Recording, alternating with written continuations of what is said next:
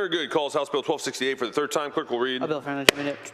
Senator Goode to present the bill. Thank you, Mr. President, members of the Senate. We live in the greatest country in the world, and our freedom is protected by the brave men and women who serve in our armed services. Indiana is a major contributor to the defense and war sector that supports the American war fighter and United States national and economic security. In this vein, I'm pleased to present House Bill 1268, which I am carrying alongside State Representative Steve Bartels. We both serve as co-chairs of the Indiana Legislative Defense Caucus. My home district is represented on the Indiana Defense Task Force because it is home to the 181st Intelligence Wing. I'm very proud of that. This legislation, though, is not just about one base or one region.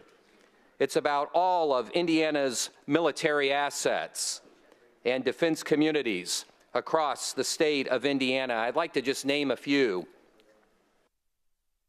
Southern Indiana Defense Network, Radius, Indiana, the Greater Fort Wayne, Indiana, the Defense Finance and Accounting Services in Lawrence, Indiana, Grissom Regional Defense Alliance, the West Central Indiana Defense Network, Michigan City Coast Guard Station. These are all regions represented by many of us in this chamber. In simple terms, this bill does three things. First, it adds the Adjutant General of the Indiana National Guard or their designee to the Indiana Defense Task Force. That matters because the Adjutant General brings direct operational readiness and guard perspective into these discussions, ensuring the task force priorities reflect real mission needs across our state. Second, it strengthens transparency and accountability through a clear two-way reporting process.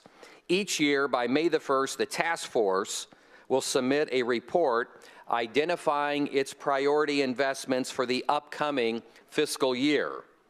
Then, by August the 1st, the Office of Defense Development will report back to the task force, and I think more importantly to our State Budget Committee, on how funds are actually being spent on those priorities in the prior year.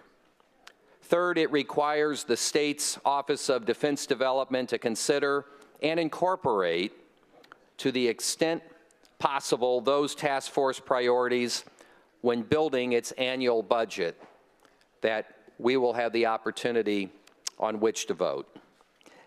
Why does this all matter? At its core, this is about improving coordination and collaboration between the Indiana Defense Task Force and the state, making sure that our funding decisions are aligned with the priorities identified by defense professionals who know these installations best.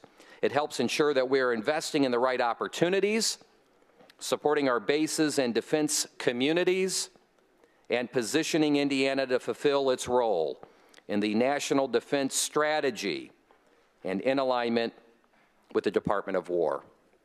Thank you for your consideration and would ask for your support. Thank you, Senator. Is there discussion? Chair hears none. This bill is placed on its passage and the machine is open.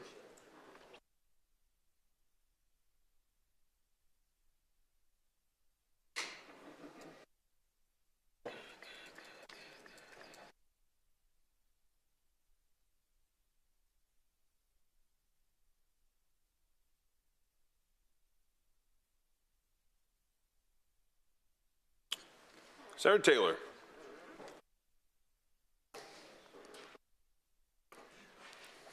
All right, the machine is now closed. Clerk will tally the roll. 47 ayes, 0 noes. This bill is passed. Secretary will inform the House.